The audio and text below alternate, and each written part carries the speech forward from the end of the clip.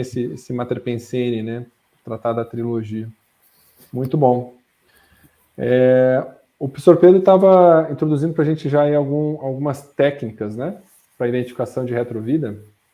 Até para o pessoal chegar lá no curso lá com informação, uma autopesquisa já em andamento, que outras técnicas a gente pode sugerir para o pessoal assim, para identificação de retrovida, identificação da vida pré-curso intermissivo, né? Que outras técnicas elas podem usar para ampliar a sua lucidez com relação ao processo da trilogia? Eu acho que tem muita coisa, assim, vou falar aqui algumas, né? Tem muitas coisas. Então, dentro daquele raciocínio que eu estava utilizando, a gente usa muito essa metodologia presente e passado, que a gente chama, né? Quer dizer, olhar a vida atual, e a retrocognição, às vezes, ela é explícita, né? Entre aspas, assim, quer dizer, as retrovidas, a holobiografia, ela é explícita. Então, uma das técnicas que a gente utiliza é, por exemplo, olhar com calma a família, olhar a figura materna, que ela é muito crucial na vida, né, na vida atual. Então, sabendo estudar, dissecar, né, anatomizar bem a figura materna em todos os aspectos, temperamento, holopensene, relação, a qualidade da relação, e aí você junta com a sua, aquilo abre, né, uma série de possibilidades em termos de retrovidas, né, seja crítica, seja a pré-curso intermissivo. E assim, acho que nesse raciocínio a gente tem bastante coisa para poder aprofundar, né, a conscienciometria atual de trafores, trafares, né, da onde isso vem, onde que a pessoa ficou tão boa no, sei lá, no parapsiquismo, na intelectualidade, na ponderação. Então, né, eu iria um pouco nessa linha, nesse caso aqui.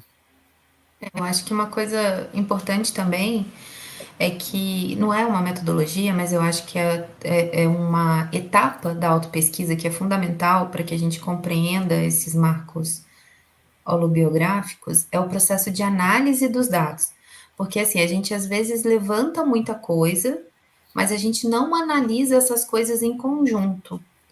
Então, quando a gente põe todas essas informações para conversar, e a gente vai criando um quadro mais claro de como a gente se manifesta, do nosso jeitão, dos possíveis papéis que a gente pode ter tido, das possíveis fontes de erro, de acerto.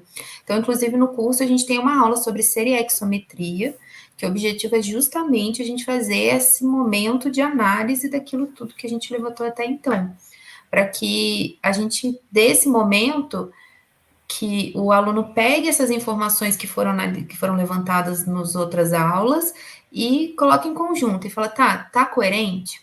Que às vezes a gente está quase lá, mas ainda não é aquele ponto, ainda não é aquilo. E aí, quando você coloca para conversar todos esses dados, que você verifica isso, ó, não é esse ponto ainda, eu preciso mudar isso aqui. Então, eu acho que é uma etapa fundamental da pesquisa não só da pesquisa serexológica, mas também da pesquisa serexológica, né? A gente tem aquelas variáveis, né, Bárbara, seriexométricas, elas, de certo modo, elas são sínteses da autopesquisa relacionadas a uma determinada área ou um aspecto da nossa manifestação, dos nossos vínculos grupocármicos, né, ou holocármicos. Então, elas são... Porque a gente pegar e levantar, como você estava comentando, a gente levanta vários dados, mas a gente precisa também, de tempos em tempos, fazer sínteses, né, desses dados e depois fazer nova análise sobre essas diversas sínteses que a gente fez, para extrair uma nova síntese, né? E nesse sentido, as assessorias que a Consecutivos oferece, elas ajudam muito nesse trabalho de sintetizar, de encontrar essas sínteses, né, das nossas autopesquisas. Elas, digamos assim, nos ajudam a identificar, né, com um pouco mais de clareza e objetividade essas variáveis serexométricas que vão nos ajudar depois em todo o processo de autopesquisa, né? E não é puxando sardinha, não, mas assim, a Consecutivos tem vários cursos e assessorias, enfim, que ajudam nesse processo. A retrosenha é isso, a retrosenha é você fazendo um monte de levantamento de informação ao longo das aulas para você chegar numa síntese, que é uma palavra, né? Uhum. Mas que é uma palavra super significativa para a autopesquisa. Então, assim, os cursos consecutivos que fazem esse exercício, elas ajudam muito a gente a organizar a nossa autopesquisa como um todo, né? Falando aí do curso, né, a gente vai querer se deter um pouquinho mais dentro dessas variáveis, ou dando um peso um pouco maior, um olhar, pelo menos, né, lançar um olhar um pouco mais assim detido à questão do megatrafar, porque é justamente ele que caracteriza um pouco a retrovida crítica, né, nos dois aspectos, seja porque o megatrafar impediu a constituição de uma coisa que estava sendo feita que era positiva, ou ele em si se expressou de uma maneira bem óbvia, e aí aquilo marcou a pessoa, ela pode ter se arrependido do que ela fez, e aí ela falou, eu não faço mais isso, eu vou mudar, não quero nem saber e tal.